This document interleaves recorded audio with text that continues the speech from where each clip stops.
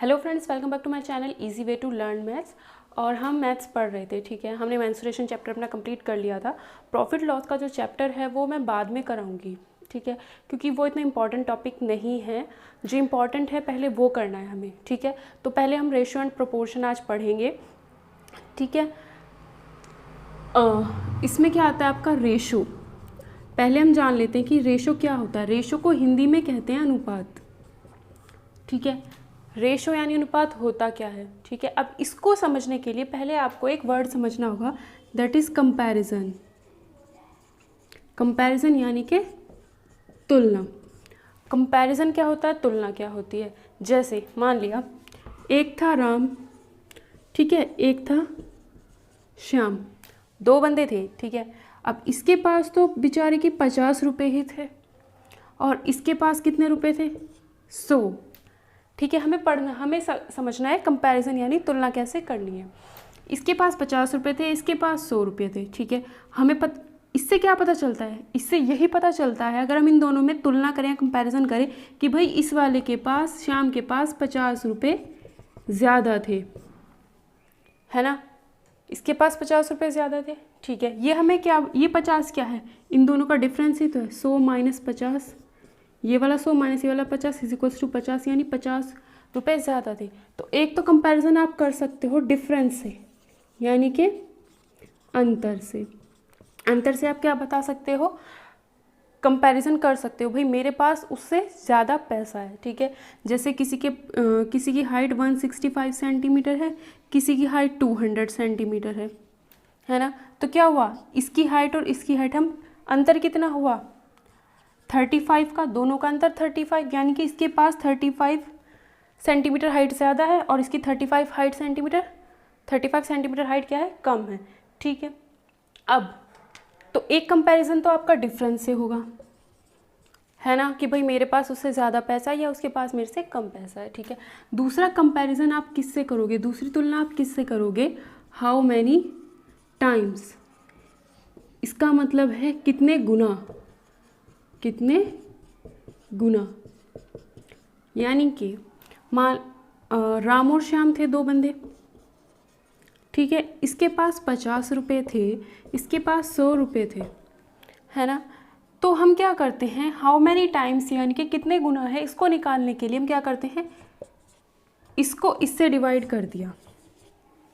Divide करने पे क्या है, 50 से कितनी बार जाएगा, 2 बार। इसे हम कैसे लिख सकते हैं, 1/2, 1/2 लिख सकते हैं। यानी ये 50 को काट के कितना आया था 1, 100 को काट के कितना आया 2, ये तो 1 है, ये 2 है। इससे क्या पता चलता है कि श्याम के पास राम से दुगना पैसा है। श्याम के पास अगर 1 रुपया होता तो राम के पास कितने होंगे, 2 रुपये, है ना। तो श्याम के पास क्या है, दुगना पैसा है, ठीक है। तो यही चीज़ क्या है, कितने गुना, यानी कि हाउ मैनी टाइम्स, यही क्या है आपको पता चलेगा डिवीज़न से, है ना। डिवीज़न से कैसे, हम क्या करते हैं, इसको हमने इससे डिवाइड कर दिया, डिवाइड करने पर हमारा 1/2 आया। यानी अगर इसके पास 1 है तो इसके पास 2 है। इसका मतलब क्या है, श्याम के पास राम से दुगना पैसा है ना। तो ये हमें किससे पता चलता है, रेशो से, ठीक है। इसी को ही हम रेशो कहते हैं।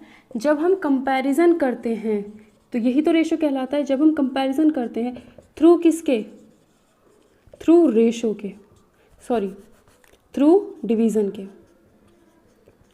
जब हम डिवाइड करके, भाग करके कंपैरिजन करते हैं, तुलना करते हैं, बताते हैं कि कितने टाइम्स है या कितने गुना है, उसी को ही हम क्या कहते हैं, रेशो, अनुपात कहते हैं, ठीक है। अब एक बात और इसमें समझने की है, मैंने क्या किया, 50 को ऊपर रखा, 100 को नीचे रखा, तो क्या आया 1/2, है ना। ये फ्रैक्शन है, फ्रैक्शन यानी कि भिन्न, ठीक है। इस भिन्न को हम जब रेशो में लिखेंगे तो 1:2 लिखेंगे, 1:2। ये जो 2 बिंदियाँ लगाई गई हैं ये अनुपात यानी कि रेशो का निशान है, ठीक है। इस तरीके से हम अनुपात या रेशो को डिनोट करते हैं। हमने क्या किया था, इसको ऊपर रखा था, इसको नीचे, लेकिन हम ऐसा भी कर सकते हैं, इसको ऊपर रखा, इसको नीचे। 100 को डिवाइड कर दिया 50 से, कितना आया, 2/1। फ्रैक्शन है, ये भिन्न है। जब रेशो में लिखेंगे तो ऐसे लिखेंगे इसको हम, 2:1, ठीक है। अब यहाँ से एक बात आपको समझने की, यहाँ पर आपका 1:2 आया था, यहाँ पर आपका 2:1 आया। 1:2 और 2:1 कभी भी बराबर नहीं होते। एक ही क्वेश्चन में है ये, क्योंकि हमने क्या किया, पहली बारी में हमने इसको ऊपर रखा था, दूसरी बारी में हमने इसको ऊपर रखा था, ठीक है। तो जिसको ऊपर रखेंगे उसके हिसाब से रेशो आएगा। तो इसका मतलब है अगर इसको ऊपर रखते हैं तो 1:2 यानी 1/2 आता है। इस 100 को ऊपर रखते हैं तो 2/1 यानी 2:1 आता है। ये रेशो और ये रेशो कभी भी बराबर मान के नहीं चलना कि आपका आंसर आया 1/2 और ऑप्शन में आपको दिखाया 2:1 दिख गया, आपने इस पर टिक कर दिया, ये गलत हो जाएगा। 1/2 है तो 1:2 ही इसको कहेंगे, ठीक है। ये और ये अलग अलग हैं, ठीक है। अब एक क्वेश्चन देखते हैं क्या दिया है। Isha's wait is 25 kg। Isha, उसका वजन 25 किलो था। हर फादर्स वेट, उसके पिता का वजन जो था वो 75 किलो था, ठीक है। How many times father's weight is of Isha's weight. इसने कहा है कि ईशा के वेट का कितने गुना होगा फादर का वेट, यानी पिता का वजन ईशा के वजन का कितने गुना है, ठीक है। तो यही हमें इसमें निकालना है। तो इसके लिए हमें क्या निकालना है, हाउ मैनी टाइम्स या कितने गुना है। इसके लिए हम किसका यूज़ करते हैं, रेशो का। इस कंपैरिजन ही तो करना है, हमें तुलना ही तो करना है, ठीक है। तो हमने क्या किया, ईशा का वेट ऊपर रखा और उसके फादर का वेट नीचे रखा। ईशा का वेट कितना है 25, उसके फादर का वेट कितना है 75, ठीक है।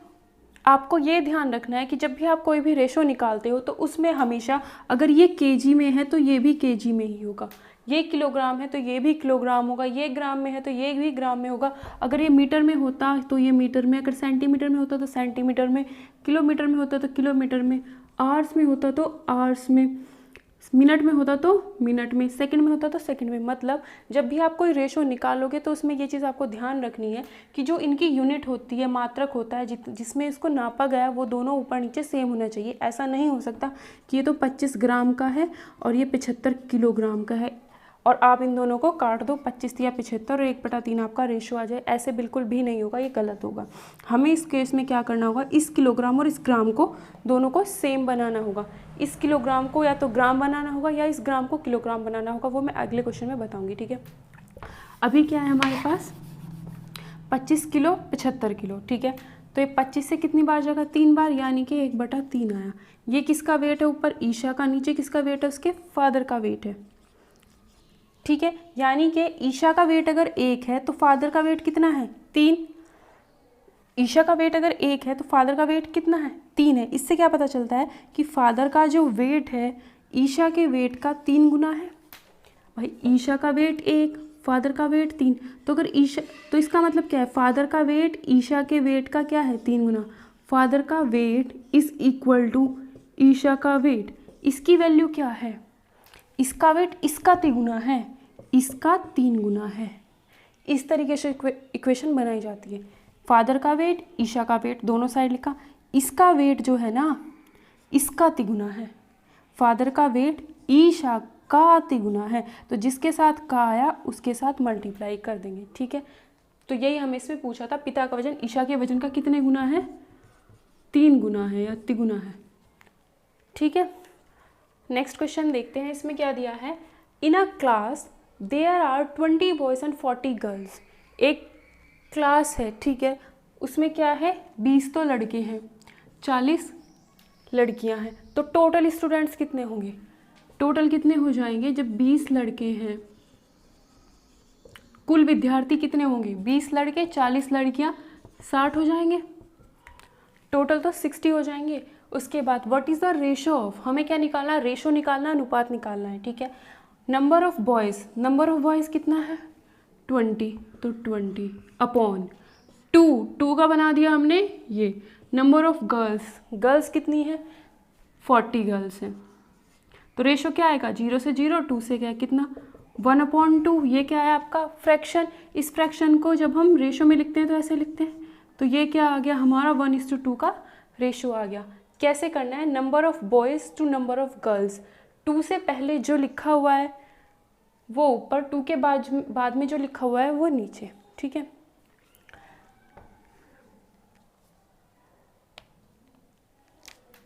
हिंदी में कैसे होगा ये क्वेश्चन? हिंदी में ऐसे होगा, लड़कों की संख्या का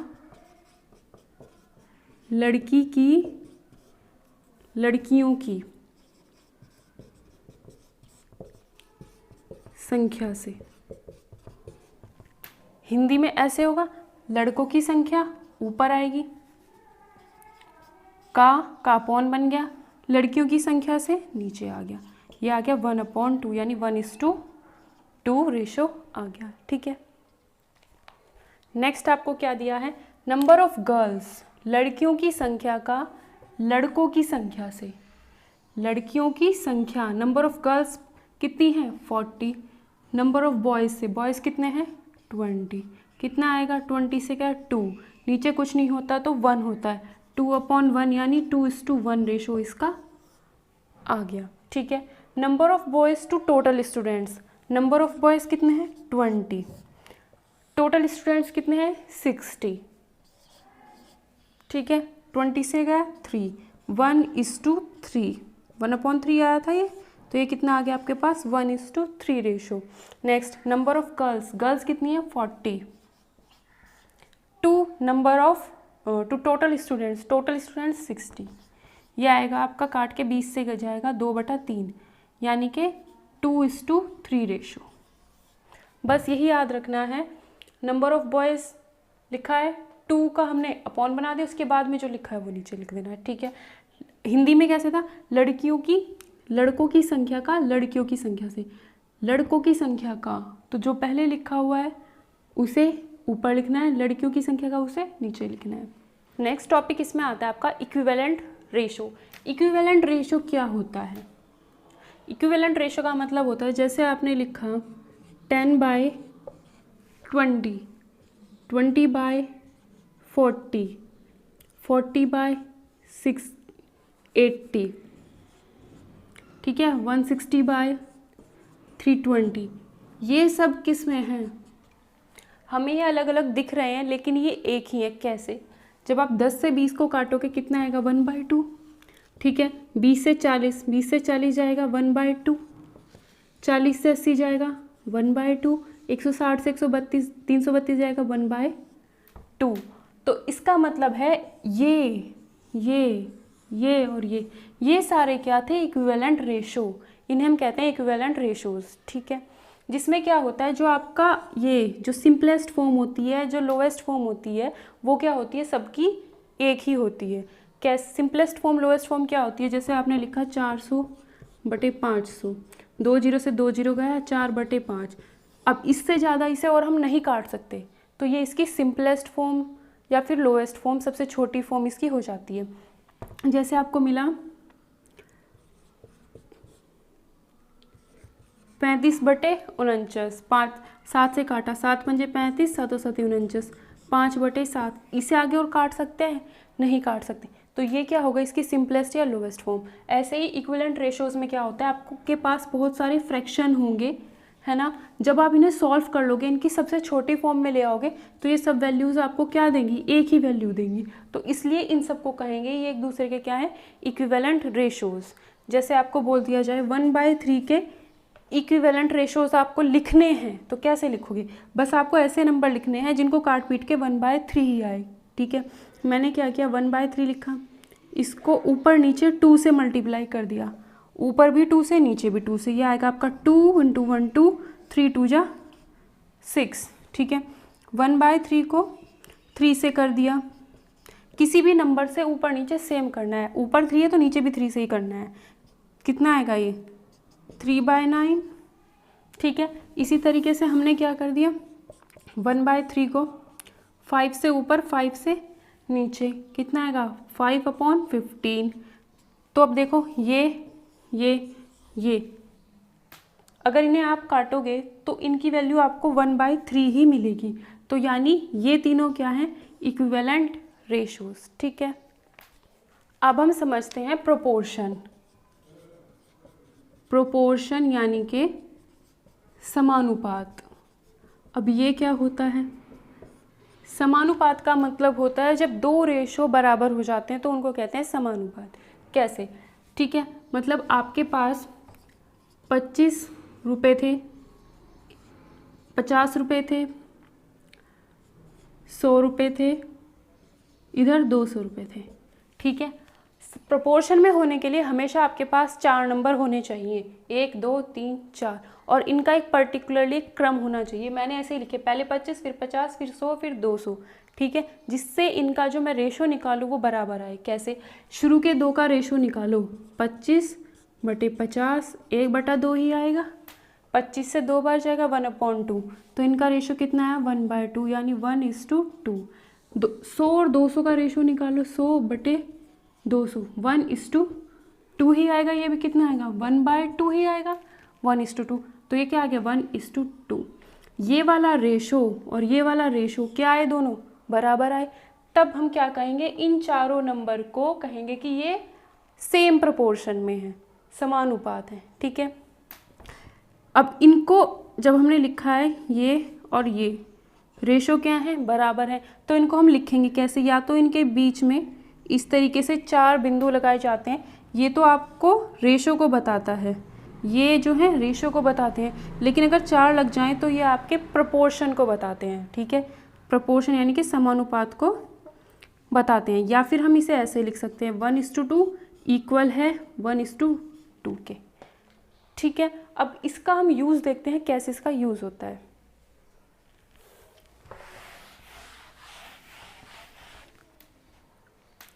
मान लिया 2 लड़कियां थी। ठीक है, एक का नाम ए था, एक का नाम बी था। दोनों किसी शॉप पर गई, अपने लिए क्या लेके आई? ये हेयर क्लिप्स लेके आई। ठीक है, दोनों ने एक साथ ले ली। ठीक है, कितनी ली? दोनों ने 20 क्लिप्स ले ली। इसने और इसने दोनों ने मिलाकर 20 क्लिप्स ली, लेकिन पैसे कितने दिए? दोनों ने 30 रुपये दिए।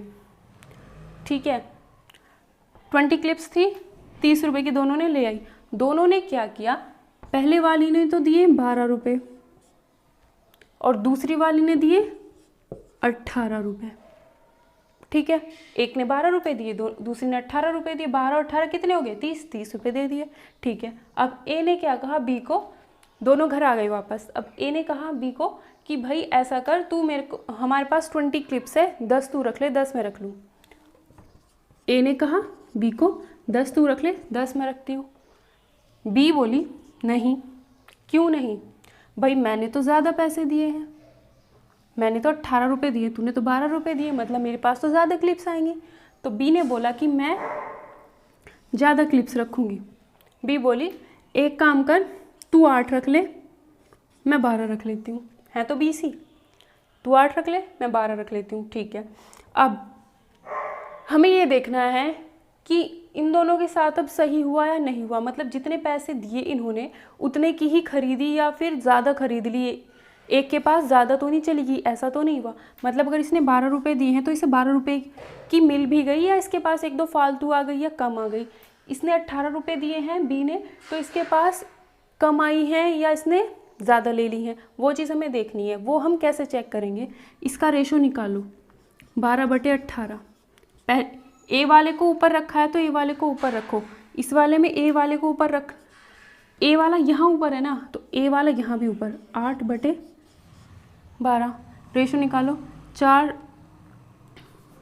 6 दूनी 12, 6 18, 2:3 आएगा। 2/3 यानी 2:3 आया आपका। ठीक है, यहाँ से निकालो। 4 दूनी 8, 4 तिया 12, 2/3 कितना है? 2:3।